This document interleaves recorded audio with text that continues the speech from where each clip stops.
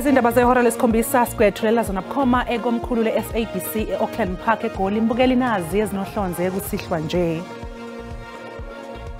He's been getting threats to his life in that province. We have beefed up his security. Ukhomishana wamaphoyisa kuzolonke uLieutenant General Fani Masemula usaqinisekisile ukuthi akazange acikice incwadi eyayigunyaza ukuvalwa kwethimba lamaphoyisa elaliphenye igameko zokusocongwa kosombusazwe KwaZulu-Natal. I never imposed myself as a JP when I was talking to her. Certainly not upon reading here. Umengameli wamajaji e-Eastern Cape Judge uSelby Mbenenge ubephekwa ngembuzo namhlanje esigcawini esiphenya isimangalo esifakwe ngaye esimayelana nokuhlukumeza okuphathelene nocansi. Thina njengoba isaphenye noba umgcina ngaphakathi kodwa ke umthetho asinawuphikisa. Kelwe ngebhayili ye-5,000 zamarandi umduduzi Mnisi nobhekene necala lokubulala intombazane eneminyaka eyi-14 ulikhona Force eRoodeport. No, the mindset is good amongst this group. We're really looking forward to the game. The guys are locked in.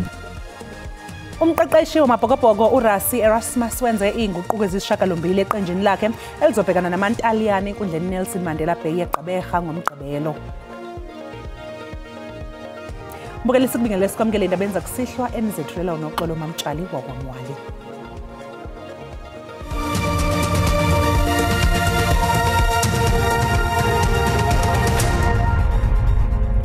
Umkhuzi wamaphoyisa kuzolonke uLieutenant General Fani Masemula uqinisekisile ukuthi seyiqinisiwe zokuphepha zikaLieutenant General Nhlanhla Mkhwanazi ngemva kokuthola izinsongo. Lokhu kuza ngemva kokuthi uMkhwanazi esole izikhulu zamaphoyisa ngenkohlakalo kubalwa noNgqongqoshe wamaphoyisa uSenzo Mchunu. Ukhomishana wamaphoyisa kuzwelonke uLieutenant General Fani Masemula uqinisekisile ukuthi impilo kakhomishana wamaphoyisa KwaZulu-Natal uLieutenant General Nhlanhla Mkhwanazi sengcupheni ngemuva kokuthi ethole izinsongo. Lokhu sekholele ekutheni kuqiniswe ezokuphepha zikaMkhwanazi. He's been getting threats to his life in that province. We have beefed up his security, but he won't be persecuted. From my side, surely there will be no persecution of any member of South African Police Service, not only him, but anyone. Ula uphinde waqinisekisa ukuthi akazange acikice incwadi yabe igunyaza ukuvalwa kwethimba lamaphoyisa elaliphenya izigameko zokusocongwa kosombusazwe KwaZulu-Natal. You have not seen any letter that I have signed to close the unit. I have not signed it, and I don't think anybody have ever seen a letter where I have signed off the closure of the unit. Kusenjalo ihhovisi likaNgqongqoshe wamaphoyisa uSenzo Mchunu lishicilele isitatimende esidalule ukuthi uNgqongqoshe akazange ahlangane noVusimuzi Matlala noma amukele noma ngabe yini eqhamuka kuye. The minister has never met Mr. Matlala, has never spoken to him, nor has the minister ever requested or received anything from him. The minister did, however, initiate a review of the SAPS tender awarded to him when suspicions of possible wrongdoing surfaced. It was the same tender which has since been terminated. Furthermore, whilst the minister knows and has met Mr. Brown Mogotsi, he is just a comrade and not an associate of the minister. Kusalindeleke ukuthi umengameli wezwe athathe isinyathelo esilandelayo ngalezi nsolo njengoba zenzeke ngesikhathi ephesheya kwezilwandle eBrazil. Kusenjalo usomlomo wePhalamende uThoko Didiza uthi ithimba lezokuphepha ePhalamende linikezwe izinsuku eziyi-14 ukuthi licubungule lezi insolo bese liqhamuka nesiphakamiso sokuthi iPhalamende kufanele liphendule kanjani ngendlela efanele kulezi insolo. What we have done, we've given the committees 14 days to consider the matter, make their assessment, and then come to the National Assembly with recommendations on how, as Parliament, we must address these issues. And as you know, that our role as Parliament is that of oversight and ensuring that we hold the executive to account as well as lawmaking. So in respect of our oversight responsibilities, it is important that when matters such as this that relate to the functions that we do in the various committees, we must be concerned and we must be able to understand further as to what are these challenges and how do they impact on our country. Thanda ukwexwayisa ngokuthi lo mbiko olandelayo unamagama aphathelene nezocansi. Umengameli wamajaji e-Eastern Cape Judge uSelby Mbenenge ubhekane nemibuzo emenze wakuthola kunzima ukufakazela izimpendulo zakhe zokuthi imlayezo ayithumelela uAndiswa Mengo wayengenankinga nayo. Ola uhlelo lofakazi ngembuzo uAdvocate Salome Skippers ubevalele ekhoneni ijaji uMbenenge ngokunye kwezinto okusola ukuthi wayithumelela uAndiswa Mengo ngeWhatsApp njengomfanekiso wesithombe sobhana nohlutshiwe nokuhunyishwe esicawini njengophawu lokuthi ijaji lalihlose ukwedlulisa umlayezo wocansi kuAndiswa Mengo nge-emoji yobhanana. Do you understand that emojis and vague responses are not an indication of consent or reciprocation, but possibly a coping mechanism in an uncomfortable situation like the complainant testified? She was trying to cope. Cope with what? The messages. How so? I don't understand. She what did you're not saying. know how to respond to you, and you kept on messaging her. No, but from what I'm seeing here, it is a far cry from the proposition that you are making, at least where I'm seated. And as I peruse things, as I peruse these pages and seeing what was happening at that moment. Maqondana nokuthi uAndiswa Mengo wayekuthola kungumqansa ukuchiliza ijaji ngezingxoxo zalo ngenxa yobukhulu besikhundla salo. uMbenenge uthe ukuzidlisa kwakhe satshanyana kuAndiswa Mengo ngamagama ashelelayo akokwenzanga ngoba enesikhundla esingaphezulu kuAndiswa Mengo ngokomsebenzi. The conversation was not between a judge president and a secretary or a junior staff. It was a conversation between two adults. I was simply a social being when I was talking to her in this instance. I don't remove my JP-ship. That is your understanding, but the complainant's understanding is totally different. I note that. Isicawu sizophinde siqhubeke ekseni kusasa.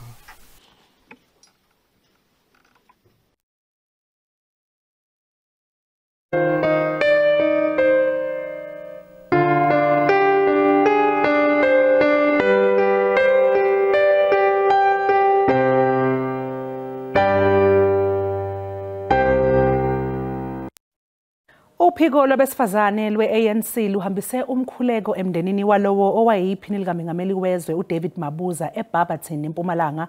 uMabuza ushone ngesonto ledlule eneminyaka engama-68 ubudala. Ngaphandle komuzi kaMabuza njengoba nophiko lwabesifazane lwe-ANC luhloniphe lo mndeni ngomkhuleko. Bakhumbule uMabuza njengomuntu obekwazi ukuhlanganisa abantu.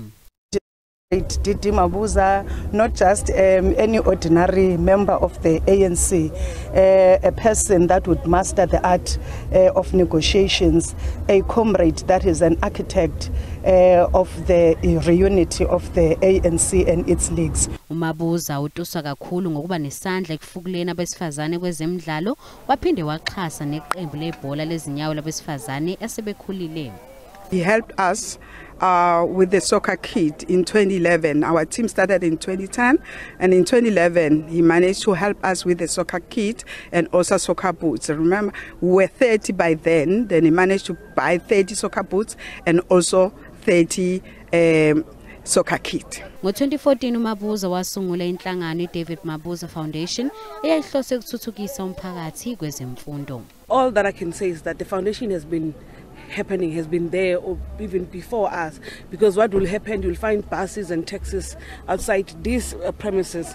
People are asking for help, people are asking for money, up until we said, no, why don't we form a structured foundation whereby we'll record these people, will take their needs and find a way of saying this is how we're going to help them. Iphini likaMengameli we-ANC uPaul Mashatile kulindele ukuthi ethule inkulumo kwenye izinkonzo zesikhumbuzo ezintathu ezihlelelwe kusasa.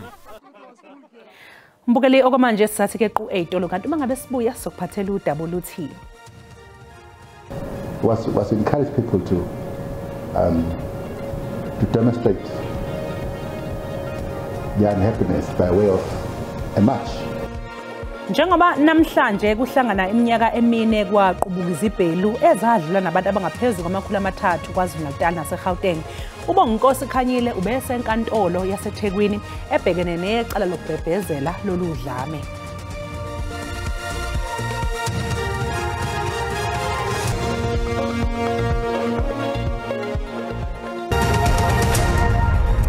Siphinde sikubingelele sikamukele mbukeli mangabe usanda kungena asikukhumbuzeke ukuthi lezi ndaba ziyatholakala ku YouTube na ku SABC Plus ungena nje kuzo uyicinge ngamagama athi SABC izindaba na kanjani uzoyithola ngomnjalo bazo. Kanti ke odabeni oluphambili besibike ukuthi uKhomishana wamaphoyisa kuzolonke uLieutenant General Fani Masemula useqinisekisile ukuthi akazange acikice incwadi eyayigunyaza ukuvalwa kwethimba lamaphoyisa elaliphenye igameko zokusocongwa kosombusazwe KwaZulu-Natal. Uvusimuzi Cat Matlala nongumsolwa ecaleni lokubulala aphinde abe ngusomabhizinisi seliphinde lavela igama lakhe njengoba etholakale nomakhalekhukhwini ejele ngesonto. Ukhomishana wamaphoyisa KwaZulu-Natal uGeneral Nhlanhla Mkhwanazi uveze ukuthi kunokuxhumana phakathi kaMatlala nongqongqoshe wamaphoyisa uSenzo Mchunu. Matlala akusuyena nje usomabhizinisi ojwayelekile sekuphele iminyaka eminingi ephila impilo yobukhazikhazi ngenxa yokusebenzisana nohulumeni.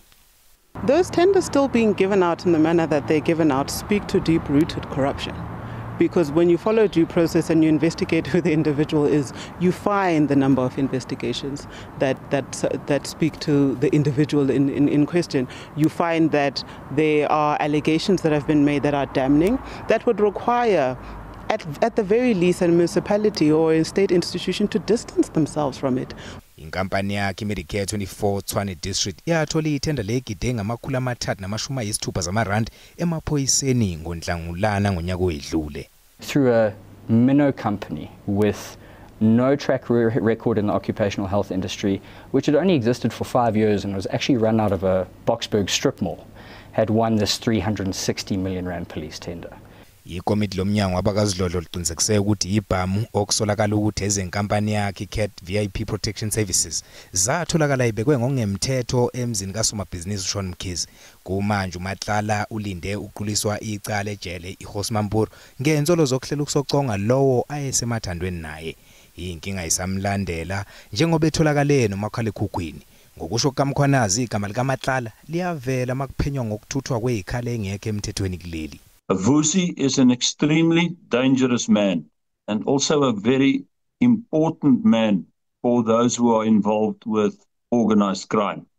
Njengoba kungakacaci ukuthi uMatlala wafika kanjani kwaZweni njengoKat, labo abamaziyo bathi impela usebe ngumuntu onguphunyuka bemphethe. Imeya ye-Democratic Alliance kumasipala wasemngeni KwaZulu-Natal uChris Pappas ithi insolo zokugxambukela kwezombusazwe emsebenzini wamaphoyisa kumele ithathelwe phezulu. Wabulawelwa kwakhe empophomeni eminyakeni emibili edlule. Wadutshulwa ngemvula ezinhlamvu phambi konkosikazi wakhe kanye nezingane. Abasolwa babhekene namacala okubulala nelokucija itulo lokubulala. Leli qembu lithi azimangazi insolo zokugxambukela kozombusazwe emsebenzini wamaphoyisa. Unesibindi ubaba uMkhwanazi ukuveza le information ayivezile kepha ke thina siyayiphila lento mihla ngamalanga. Sifuna ukubona ubaba uRamaphosa upresident umongameli ukuthi athathe inqumo ukuvikela amakhansela, ukuvikela thina esisebenza lana emphakathini esigcine esibulewe lana emphakathini. iDA ikhathazekile ngokunyuka kwezigameko zokusocongwa kosombusazwe njengoba sekusondela isikhathi sokhetho lohulumeni beyindawo. Siyathemba ukuthi sizobona ushintsho manje njengoba sekuzosuka lana enkantolo yaseHawe kuya enkantolo ephakeme, kepha ke kuzodinga ukuthi sibone ushintsho omkhulu kabi emaphoyisini ngoba asinalo ithemba ukuthi makuqhubeke laba abaphethe kwamanje ngeke sibone ushintsho omkhulu. Icala lahlehliselwe umhlazi ngama-31 kuNtulikazi. Abasolwa bazogcinwa estoksini. Udedelwe ngebheyili ye5,000 zamarandi umduduzi Mnisi nobhekene necala lokubulala intombazane neminyaka eyi14 ulikhona Force eRoodeport. Umbuso wethule ubufakazi obukhombisa ukushayisana nalobu obathulwa isinqandamathe sikaMnisi. Isinqandamathe sikaMnisi sathi sasinomnisi ngobusuku okwabulawa ngabo uForce, kodwa umbiko kamakhalekhukhwini kaMnisi uveza okunye. Yeah, I have the cell phone record. That was the record for the Vodacom cell phone number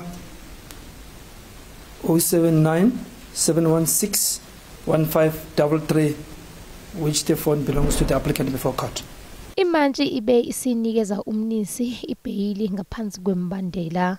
The court finds that it would not be in the interest of justice to keep the applicant in custody only because he had broken his bail conditions. I'm sorry, his parole conditions. As a matter of fact, his right enshrined in the Constitution of freedom of movement, in the sense thereof that he has the right of freedom to be released on bail, would be seriously infringed. As the NPA, we accept the court's decision. The court decided to grant Mduduzi Mnisi bail in the amount of 5,000 rands, and the matter will be back in court on Friday, the 11th of July, for further investigations. Umndeni uphawule ngesinqumo sanamhlanje. Thina njengoba isaphenyo noba umgcina ngaphakathi kodwa ke umthetho asinawuphikisa. Nalapho ke akukho nto sihlala sihebi. Icala lizobuyela enkantolo mhla ziyishumi kwephezulu. Solwa ngokubulala unina obeneminyaka engama-27 ubudala usilaxazile isicelo sakhe sebhayili enkantolo eMantshi isishiho esifundazweni iLimpopo.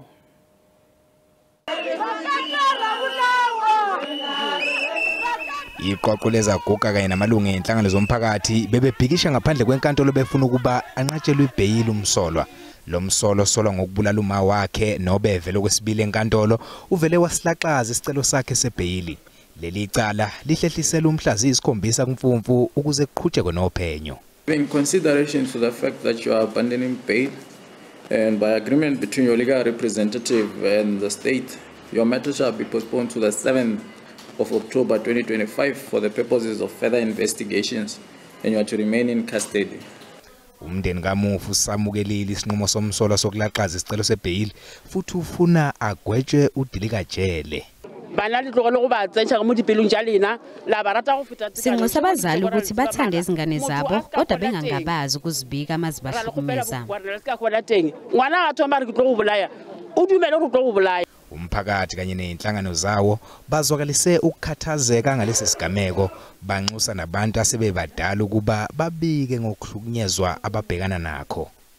Kanete rena bagakolo re beya ditaba ka dipelong tsa rena. Siphatheke kabi kakhulu njengabantu abadala, ubhlungu ngoba siyesifele ngaphakathi mangabe besihlukumeza. Rehomole. Umsolwa uzogcinwa esitoksini kuze kuba kufika isikhathi sakhe sokuvela enkantolo ngomfumfu. Kusenjalo umama wakhe uzofihlwa ngomgqibelo. Njengoba namhlanje kuhlangana iminyaka emine kwaqubuka izibhelu ezadlula nabantu abangaphezulu kwama300 KwaZulu-Natal naseGauteng, uBonginkosi Khanyile ubese enkantolo yaseThekwini ebhekene necala lokubhebhezela lolu dlame. Balishise izwe baqhubeke abalwayo baqhubeke bani. Hence I said I think that wasn't instructions. Those words say it for me. Ufakazi wombuso uphindile Hlongwane uhumushe ividiyo eyimizuzwana engu-46 lapho uBonginkosi Khanyile ayekhuluma nabantu eThekwini ngezikhathi zezibhelu. Lo msebenzi wasesiphoyiseni onguchwepheshe kwezilimi wabe ecelwe ukuthi alekelele abaphenyi becala. Utshele inkantolo ukuthi uKhanyile wayethini kule video aqoshwe kuyo. uKhanyile ubhekene namacala okukhona kuwo elokugqugquzela abantu ukuthi badale udlame emphakathini kanye nelokuphula umthetho owawubekwe ngaphansi kwembandela ye-COVID-19. Ummeli wakhe uSizwe Cele ngenkathi ephosa ufakazi ngembuzo utshele inkantolo ukuthi uKhanyile wayehlose ukugqugquzela abantu ukuthi bazwakalise ungahambisani kwabo nokuboshwa kwayengumongameli uJacob Zuma. Would not be in a position to dispute my client's version that the correct translation, according to the video footage, was meant to say people must go in, was encourage people to demonstrate their unhappiness by way of a march. Ukuqulwa kwecala kuyaqhubeka. Londi Khatebe, SABC News, eThekwini.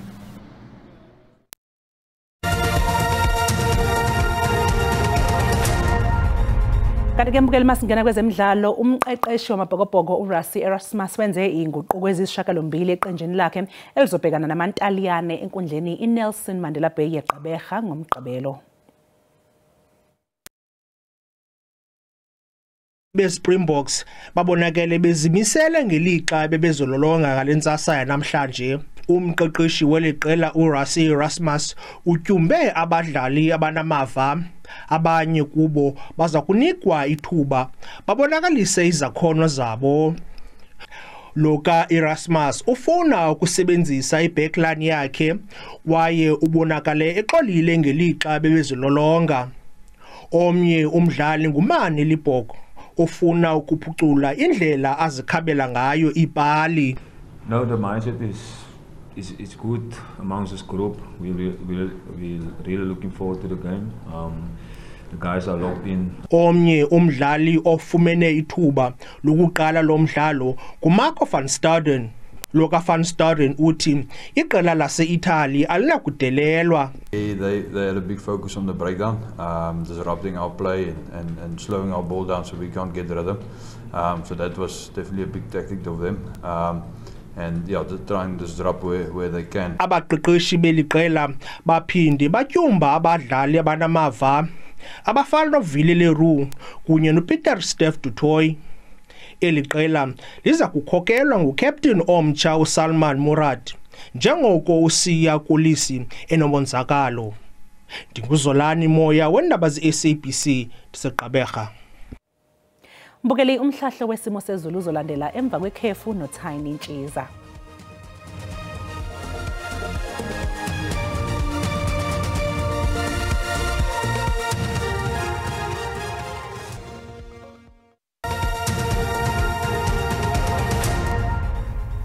Nginibingelele babukeli emakhaya, ngiphinde nginamukele kwisimo sezulu sanamhlanje kusihlwa kesibhethimi kanje ngizoqaphela ke nje mbukeli izulu lithanda usingabilihle njengoba zikhona ke leza imvula ezingathene ngisho nje ukuthi umkhemezelo ethanda baziqinise khona ke entshonalanga Kapa, kanti masibheke nje khona ke empumalanga Kapa thanda ukuthi nje izulu limboze ngamafu.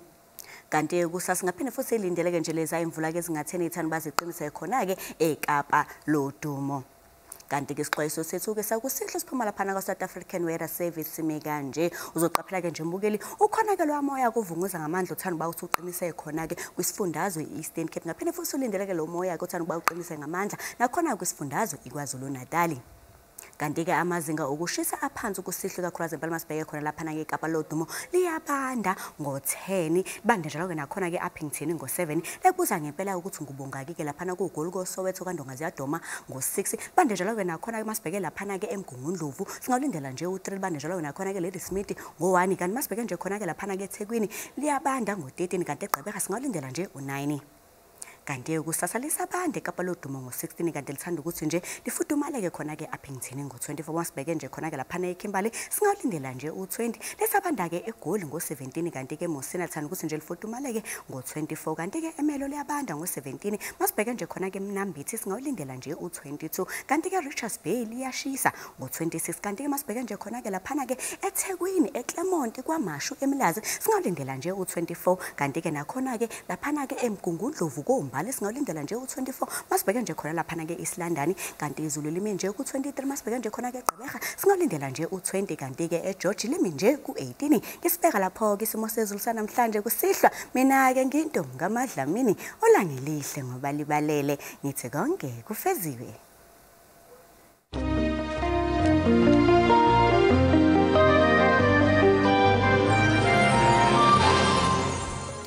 Mbukeli ube nobusuku obuhle usale kahle.